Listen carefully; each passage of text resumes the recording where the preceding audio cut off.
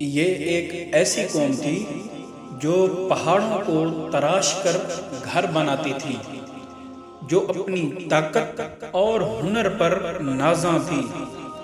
یہ قوم سمود تھی، اور اللہ تعالیٰ نے ان کی طرف حضرت صالح علیہ السلام کو بھیجا۔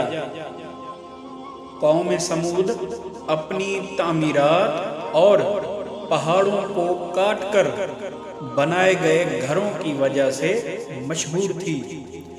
وہ اپنی طاقت اور مہارت پر بہت فخر کرتی تھی۔ اللہ تعالیٰ نے قوم سمود میں سے ہی حضرت صالح علیہ السلام کو رسول بنا کر بھیجا۔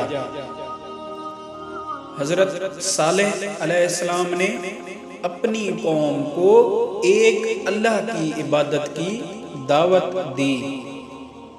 قوم سمود نے ایمان لانے کی بجائے حضرت صالح علیہ السلام سے نشانی کا مطالبہ کیا۔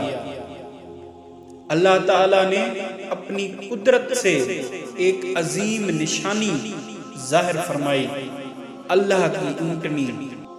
حضرت صالح علیہ السلام نے قوم کو سختی سے منع کیا کہ اونٹنی کو کوئی نقصان نہ پہنچایا جائے۔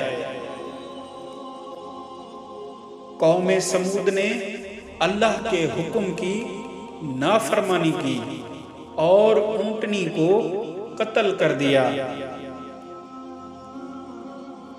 حضرت صالح علیہ السلام نے بتایا کہ اب صرف 3 دن کی مہلت باقی ہے۔ اللہ کا عذاب ایک خوفناک آواز کی صورت میں آیا اور قوم سمود ہلاک ہو گئی۔